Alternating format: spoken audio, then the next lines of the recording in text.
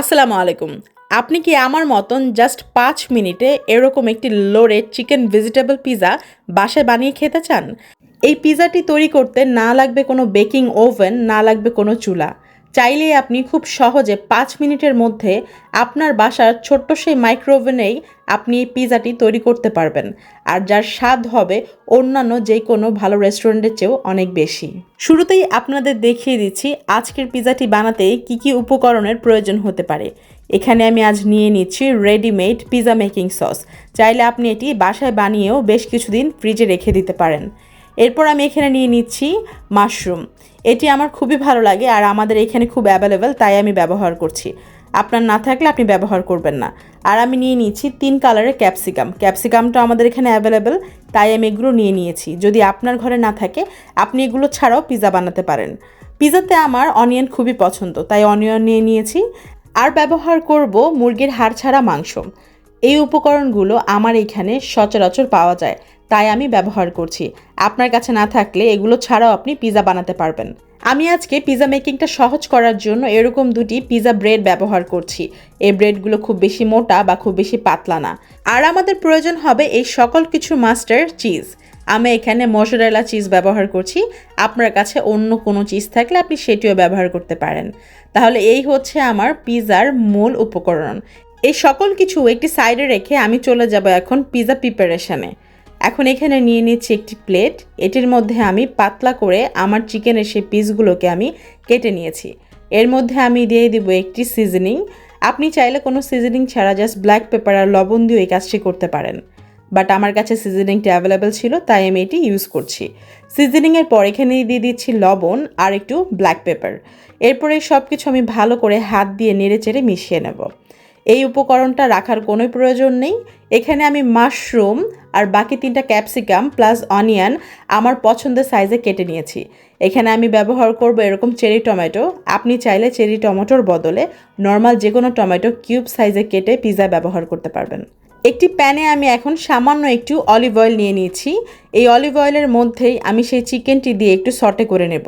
মনে রাখবেন খুব বেশি একটা ভাজার প্রয়োজন নেই, 2 থেকে 3 মিনিটের জন্য আমি সটে করব।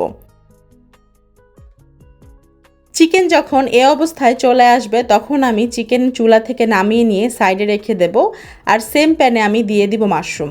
এখানে কোনো তেল ব্যবহার করার প্রয়োজন নেই। মাশরুম 1.5 থেকে 2 মিনিট সটে করে নেওয়ার পরই দেখতে পারবেন কালার চলে এসেছে। সেখানে আমি সকল ক্যাপসিকাম দিয়ে দিচ্ছি। এখানে আমি কোনো পেঁয়াজ ব্যবহার করব না, কারণ পেঁয়াজটি আমি পিৎজার লাস্ট স্টেপে ব্যবহার করব। সকল কিছু একসাথে 1.5 থেকে 2 মিনিট চুলায় এরকম সটে করে নিলেই কিন্তু আমার পিৎজার এই ভেজিটেবলটি রেডি। এখন থেকে কিন্তু আমাদের চুলোয় আর একদমই কোনো কাজ নেই।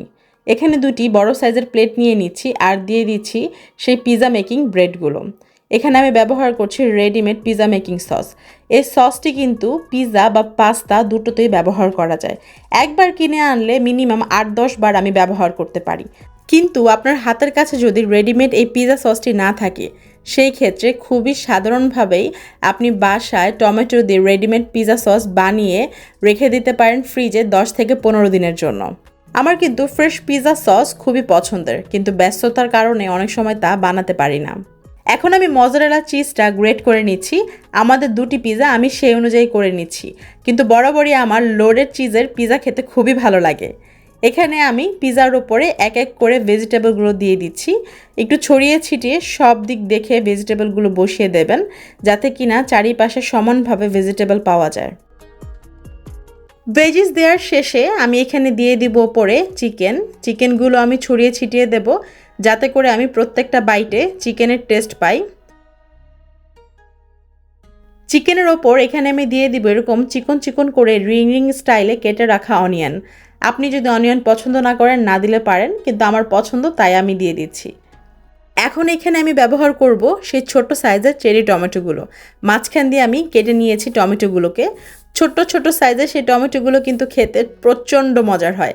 আপনার কাছে না থাকলে আপনি এই অবস্থায় বড় টমেটোকে কিউব পিস করে দিয়ে দিতে পারেন পিৎজার ওপরে। এখন আমি ব্যবহার করব গ্রেট করে রাখা সেই মজরেলা চিজ। আমি চারিপাশে ছড়িয়ে দেওয়ার চেষ্টা করছি। এটি হচ্ছে আমার পিৎজার বেকিংয়ের আগের ফাইনাল লুক। দেখেই কত ডিলিশিয়াস লাগছে, তাই না?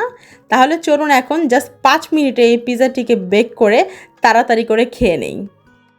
পিজাটি এখন আমি মাইক্রোওভেনে দিয়ে দিচ্ছি আর টাইমার সেট করে দিচ্ছি 5 মিনিটের জন্য।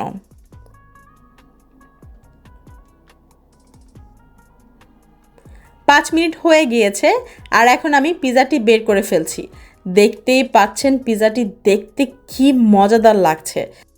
অন্য পিজাটিও আমি মাইক্রোওভেনে দিয়ে দিলাম আর টাইমার সেট করে দিলাম 5 মিনিটের জন্য। 5 মিনিট পর এই পিজাটি হয়ে গিয়েছে।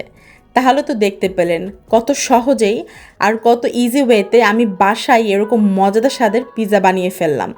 আপনারা চাইলেও এরকম পিজা বাসায় বসে বসে বানিয়ে ফেলতে পারেন, তাও খুব অল্প সময়ে। আমি যেসব উপকরণ ব্যবহার করে পিজাটি বানিয়েছি, আপনার কাছে যদি সেই সময় এই সকল উপকরণ অ্যাভেলেবেল না থাকে তাহলে অবশ্যই পিজা সস, ব্রেড আর একটু মজরেলা চিজ দিয়েই আপনি মার্গারিটা পিজা বানিয়ে বাসায় খেতে পারেন। এমন কোনো কথা নেই যে আপনার এরকম ফ্যান্সি উপকরণ ব্যবহার করতে হবে। আমার হাতের কাছে অ্যাভেলেবেল ছিল তাই আমি ব্যবহার করেছি। এরকম যদি আরও অনেক ইন্টারেস্টিং আর মজাদার স্বাদের খাবার খেতে চান তাহলে অবশ্যই আমার চ্যানেলটিকে সাবস্ক্রাইব করে রাখতে হবে।